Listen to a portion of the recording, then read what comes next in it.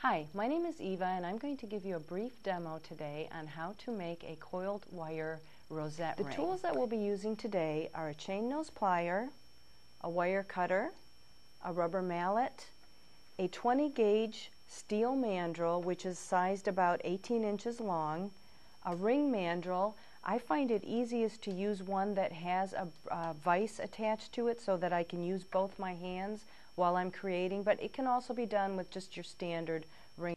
And my handy dandy cordless drill, which is one of my indispensable tools.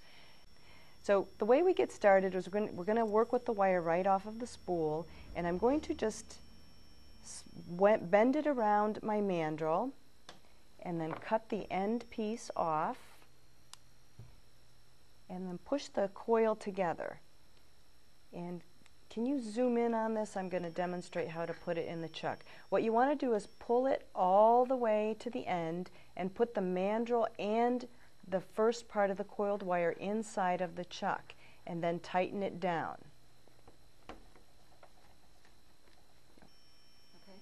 And then I use my forefinger to brace the mandrel and my middle finger and my thumb to hold the wire, and I'm not applying any tension, I'm just holding it in place. And with the drill, I'm going to slowly start it up, and you can see that it's beginning to coil. If you just go slow and keep your eye on the wire, you shouldn't have any problem. But there are two things that can happen. One is that your wire will spread out like this. You want to zoom in? That's not a problem because you can stop the drill and just push that wire back together. The other thing that may happen is that your wire may wind back on itself, and that happens like this. You see that? So what I'm going to do then is just reverse the drill, pull on the wire until I get back to where the mistake started, put the drill back into forward, and proceed.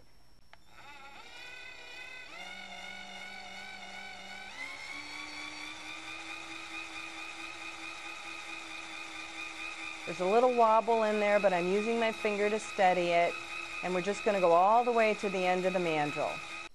And we get to the end of the mandrel, we're going to unwind, remove the mandrel from the drill, and push the coiled wire together in case there are any spaces.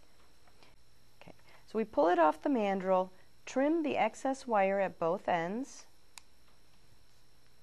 and then we don't need the 26 gauge wire anymore. We're going to get some 20 gauge wire, and probably about 24 inches is what you'll need.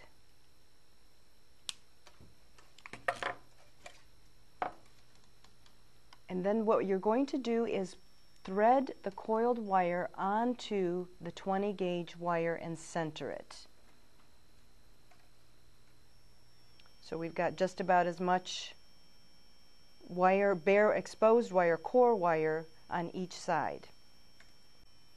So once we've got the mandrel set up, determine what size ring you're going to make. I'm going to make a size 8 as I've had a request for that, and you're going to start on the top and just wind this around the mandrel at your size increment and cross them on top. Can you zoom in on that? Once we've got these coiled wires crossed, and you notice I'm not holding the coiled end, I'm holding the core wire so that I don't distort my coil, we're going to just start chasing the ends around each other. And the trick here is to get the wire to go, the wire that you're going around to go slightly underneath the one that it's going behind, but not too much, because if you go too much, then you're going to end up with a very pointy, conical rosette. If you don't go enough, you'll end up with basically a flat spiral. So you have to find a happy medium between the two. And do this until your coiled wire is used up. At that point, you're going to take the core wire and just pull it underneath on both ends, and that will tighten things up and stabilize your ring. With your wire cutters, just get in underneath and snip as close as you can the excess wire.